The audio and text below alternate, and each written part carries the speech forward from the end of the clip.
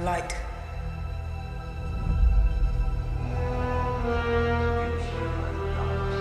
Darkness.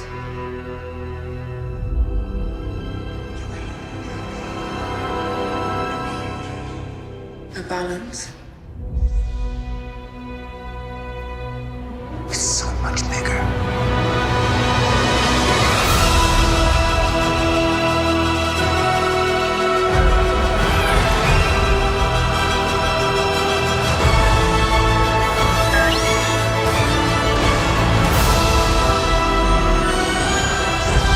I only know one truth.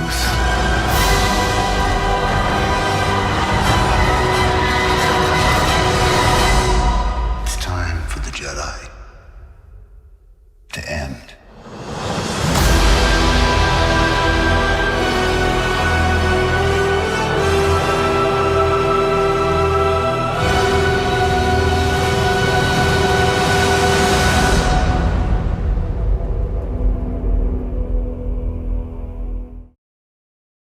Happy Star Wars Week, everybody. You made it. We got new Star Wars footage. Let's break this down. First things first, it's time for the Jedi to end. I know everybody's freaking out about that, but there is like a Rogue One giveaway that I'm doing. I'm giving away a Blu-ray. All you have to do to enter is be a subscriber, leave a comment on this video. I'll be doing a whole bunch of Star Wars videos. It's going to take us the rest of the year to talk about what's going to be happening to the Jedi, but let's go through this shot by shot. So you immediately pick up in the moments after episode 7 ends. They said that they meant to do that, but this does jump forward just a little bit to when she starts training with Luke. He talks her through some of the basic Jedi skills. Listen, breathe, hear what the Force is telling you. There's a lot of shots of her walking around Ahch-To. You get different shots of the island, so it seems like a lot of the first act of the film is them spent here with her meeting her hero. And she said something really interesting too. She said there's this thing about meeting your heroes and being slightly disappointed, expectations not being met. So that might be referring to the big tag at the end where she's like, oh my god, the Jedi are real. Han Solo told us all the myths are true. And then Luke coming right out and saying, the only thing I know that's true is that the Jedi need to end. And her just being like, oh my god, what the hell just happened? This shot of her using the Force with the rocks rising up around her, this was part of the footage they showed off at that Disney investor meeting that you might have heard about. And I love that as she says she sees light and darkness, you go from this new shot of Leia and then to Kylo Ren's smashed helmet. So when you zoom in, if you can't tell what's going on here, these are a bunch of old books. It looks like this is part of the temple that Luke's searching for. They're searching for the origins of the Force. It would be like finding a holy book that describes your religion. It's an original version and not a copy of a copy times 1,000. That's one of the big problems with the Force and what Luke's probably talking about. The Jedi need to end because their doctrine is a copy of a copy of a copy, and things have been lost in the translation. So he's trying to get back to the origins of the Force.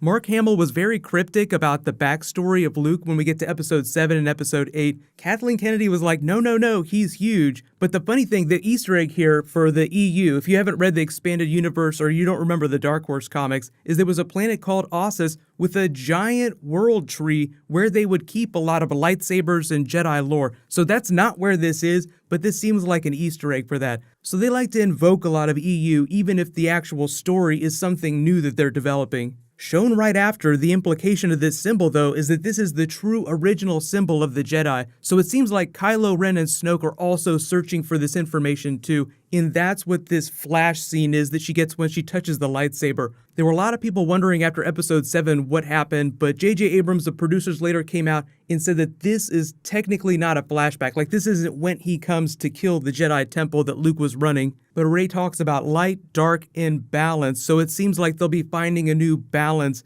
Bendu style. There won't be the Bendu from Rebels, he's not going to be in the movie, but the ideas that he teaches, but it sounds like they're recentering the idea of the Force between the light side and the dark side, so that means that there's a whole bunch of potential new powers that you'll see them use, because there were so many things that were off limits to the Jedi that they wouldn't touch because it involved dark side emotions. But really, it's all just in the interpretation and the intent. So that's what he means when he says it's all so much bigger. And I love this wide shot of her just swinging Anakin's lightsaber around as he's standing there on the cliff, just kind of watching her. We get a shot of the Resistance going up against the First Order. It looks a little bit like Hoth, but this is the Mars-like planet with red soil that they were talking about. This was also shown off in that investor footage. So the new walkers, if you couldn't tell, they call them gorilla walkers. It's like an extra big, extra cool looking version of an old school AT-AT. Loving all these new ship designs, even though it's invoking a lot of the classic trilogy. All this looks so much more different from the other films and what's come before than Episode 7 did. This looks like Finn relatively early in the movie still healing from Kylo Ren's injury. He slashed his spine, so I mean that's not something that you just walk away from. Poe and BB-8 running through a Corvette that looks like it's under heavy fire from the First Order. They did say that the First Order would be jumping on the power vacuum now that they destroyed most of the New Republic, and even though they lost their Starkiller base, the galaxy is in more chaos than ever before. The First Order is all about that. So the first act of the film, while Rey is off training with Luke, they are going to be making hard moves to take control. Still gotta love his X-Wing. I love the way that he has one of the only black X-Wings. That's really just to make it stand out on screen so you recognize it when he's flying around. But he's also the best pilot in the Resistance Wedge style. I'd say that Luke was the best pilot in the Rebellion. Not expecting it, but it would be really cool to see Luke pilot an X-Wing too, because his ability in the Force also makes him a much better pilot. Back on the Falcon, which is still in Rey's possession, then her charging on a planet with Anakin's lightsaber like she's charging into battle. She's wearing her new costume too, like there's this new tunic that she has on. This Kylo Ren shot is cut out of order, but you can kind of see the scar running down his forehead. So like we saw the smashed helmet, it seems like he'll be walking around without the helmet. He might get another version, but I think the implication here is that in the first movie, you're meant to get this big reveal like, oh, he looks like this young boy underneath it. He's just this innocent looking person who seems like he could go either really evil or really good, but nope, turns out he's evil because he killed his father. So now that mask has fully come off and he will be hardcore evil in this movie, regardless of what you think his arc is or where he might end up in Episode 9. This almost looks like a companion shot from the first trailer where we see Luke's hand touch R2-D2 like he's kneeling down. This almost seems like it's the same scene cut from a different angle and him watching his Jedi temple burn down. So they will at least be explaining a little bit about the prehistory of Episode 7 and what's happened to the Jedi.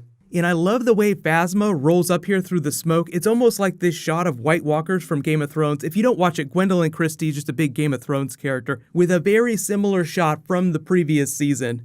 Big white shot of the Resistance fighting the First Order. As we saw in the earlier shot with them going into battle, a lot of these ship designs look vastly different from stuff that we've seen before. So a couple things that we don't see in the trailer, at least outright. One is the brand new character played by Kelly Marie Tran. Her name is supposed to be Rose. She's like a maintenance worker who doesn't want to be a hero. She just happened to find herself in the Resistance, and she gets swept up in the adventure through Finn and Poe's character. So she's supposed to be a really small, physically small character who is really big in the story. And the really cool Easter egg for Episode 7 is that her character's name is Rose, and they did confirm that. But during the filming of Episode 7, Maz Kanata's name was actually Rose on set. They use a lot of fake names for characters when they're filming, but I love the way that they use Maz Kanata's fake name for her real name, and they're both small physical characters, even though they're really big in the story. So if you were wondering though, Maz Kanata did survive Episode 7. It was just some deleted footage that showed her arriving at the Resistance base, so she is still alive in the universe. But let me know what you guys think of this. This is so great. I love the tease. It just gives you an idea of some of the things happening in the movie.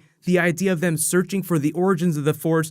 Really the thing that blows me away the most, in addition to the visual design of all the new starships, is the idea of these Force Bible books that are supposedly hidden somewhere, maybe on this Octu planet. But the real big thing we gotta talk about though is that how they're going to recenter the Force. Like the whole idea of the prophecy of Anakin, the one who will bring balance to the Force, was the idea that the Jedi had gone in this really bad direction, so the midichlorians, if you want to call them that, we don't have to talk about midichlorians, wanted to balance that out by creating Anakin Skywalker so that he would sort of even the scales, but he really just tipped things back in the direction of evil and the Sith. So we could talk about how that might be an incomplete version of balance. Maybe that's something for another video. So we'll talk about the prophecy of the one who will bring balance in another video. But leave all your requests for new Star Wars videos. I'll be posting a whole bunch more panel stuff and bonus videos for the rest of the weekend. So while you wait for that, you can click here for the panel, the behind the scenes, and you can click here for that funny video of Mace Windu and Liam Neeson. Thank you so much for watching. Let's high five. I'll see you guys in the next video.